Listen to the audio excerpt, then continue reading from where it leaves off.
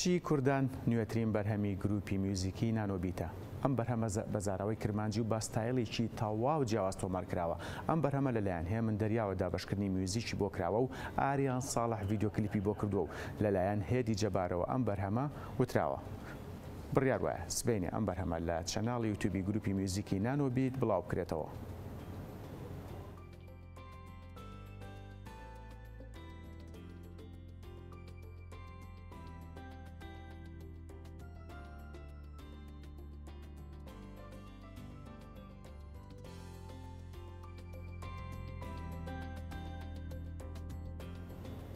بۆ قسەکردن لەسەر ئەم بەرهەمە ڕاستەوخۆ لە ئەڵمانیاوە خات و هێدی جەبارمان لەگەڵدایە. خات و هێدی سڵاو لێبێ. سوپاس کە ڕاستەوخۆ لەگەڵمانای.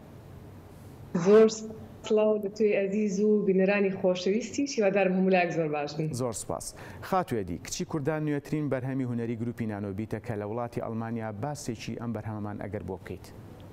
بەڵێ ئەم بەرهەمە لەبەرەوەی بۆ کچی کوردان پێشتر گوتراوە ئۆبزانام زۆرینەی کورد گوێویستی بۆم بەرهەمە پێمان جوان بۆ ئێمە بە ستایلێکی تۆزێک جیاوازتر و لە ڕۆژێک کابێت کە بۆ یادی ژینا ئەمینی لەم ڕۆژە ئەمە بڵای بکەینەوەوانە لە 16 بەڵێ خات و هێدی ئەم بەرهەمە ڤیدیۆ کلیپی بۆ کراوە؟ بەڵێ ئەم بەرهەمە تازە ڤیدیۆ کلیپی بۆ کراوە لەلایەن هاوڕێیەکی ئەزیز و بەڕێزمان لە بەڕێزانیاوە کاگاریان ساڵحە و کاری موزیکیشی لەلایەن هێمن دەریاوە کە دامەزرێنەری گروپی موزیکی نانۆبیتە بۆ کراوە.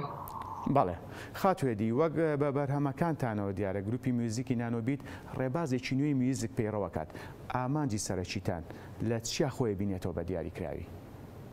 ئێمە دوو ئامانجی تا ڕادێک بڵم سێ ئامانجی سەرەکیمان هەیە. یەکێک لەو ئامانجانەمان ئەوەیە کە بەرهەمە فۆلکلۆریە کوردیە کۆنەکان بینینەوە و بەرگێکی نوێی بەبەرا بکەینەوە بە شێوازێکی مۆدرن کە بۆ ئێستای گوێی ئێستای کوردان گەنجانی کورد لە ئەوروپا هەروەها بۆ خەڵکی غەیرە کورد کە نامۆن بە موزیکی کوردی بتوانین وان لێ بکەین گوێ لە بەرهەمە کوردەکان بگرن و شێوازێکی تری کارکردنی ئێمە ئەوەیە کە بە ستایلی نانۆبیت چەند جارێکی تر چەند بەرهەمێکی تری خۆمان بە ستایلی ئێمە تۆمار بکەین. باشە خاتوێدی گروپی میوزیکی نانۆبیت بە ئاوێدەکردنی چەند ستایلێکی جیاوازی میوزیک خوازیارە میوزیکی کوردی بە چه ئاڕاستەیەک بات؟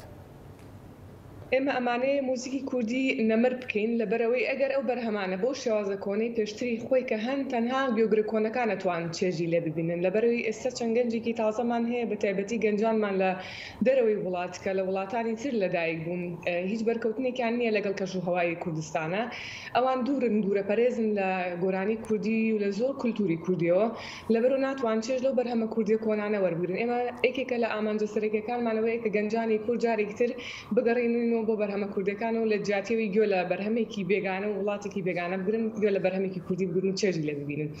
هەروە توانیمانە هەر بەو هۆکارەش توانیمانە بە زمانی کوردی خەڵاتی یەکەم بینین لەسەر ئاستی هەموو ئەڵمانیان. بەڵێ سەرکەوتوو بن هێدی خاندا مەزرێنەری گروپی نانۆبیت لە چاوپێکەوتنێکدا ئاماژەی بۆ کردووە کە ڕەخنە بە گۆرانی وەڵامەدەینەوە. ئەوە هەمان بۆ چوونی ئێوەشە؟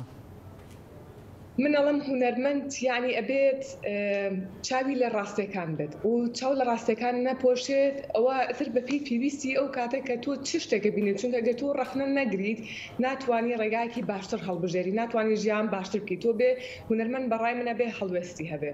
بەڵێ هێدی خان هەڵبژاردننی نازناوی باڵۆزی ئاشتی بۆ میوزیک لە لای گروپی نانۆ میوزیک چیەگەێنێ؟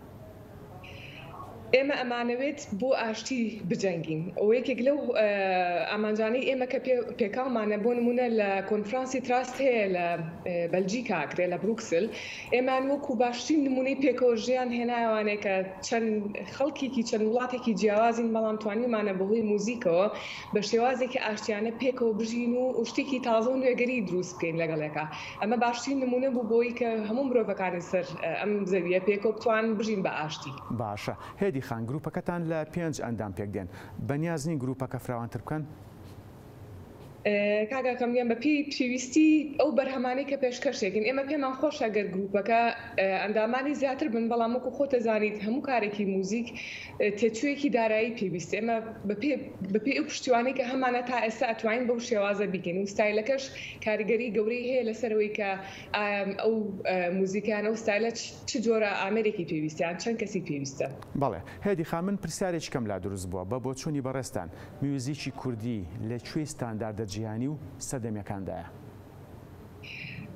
ئەتوانم بڵم موزیکی کوردی لە چاو پێشترە گۆڕانکاری زۆری بەخۆ بینیوە ئەنی کاری زۆر جوان کراوە بەڵام بەپێی بۆ چوونی من هێشتا ماوێتی بگاتە و ئاسە بەرزەی کە لە جیهانە وەکو بۆ نمونە ئەتوان وڵاتی ئەفریقا بێنمەوە بە نمونەیە کە لە رادیۆکانە ئەتوان موزیکەکانیان خەڵک گویان لێ بگرێ لێرانی تا ئێستا وەکو کورد نەمانتوانی بۆ ئەو هەنگاو گەورەیە بنین کە لە جیهانە بتوان لە رادیۆکانی جیهانە ئەوە ناڵم لە بەرنامێکی کوردی کە لە پرۆگرامێکی ئێرە پێشکەشەکرێ ساعاتێکە لە هەفتەیەکە بەڵام بەرنامی گشتی رادیۆ کوردیەکانیان لە بگورە رادیۆکانی ئێرەی ئەوروپایان لە تەلەڤیزیۆنەکان پیشان برێ بەداخەوە نەگەیشتن بەس ئێمە وەکو توانیمان وەکو نانۆبیت و هەنگاوە بنین موزیکی بڵێ بە جیهانی بناسیێنی بەدەم تۆزێک شتێکی ئاسانە بەڵام بەڕاستی کاری زۆری ئەوێت بەدڵنیایی ئەوەی جێی سەرنجە گروپی نانۆبیت گۆرانی هونەرمەندانی تر با ستایلەکەی خۆتان نوێیەکەنەوە ئەوە تا چ ڕادیەک لەلایەن گوێگرەکانتانەوە پێشوازی لێکراوە؟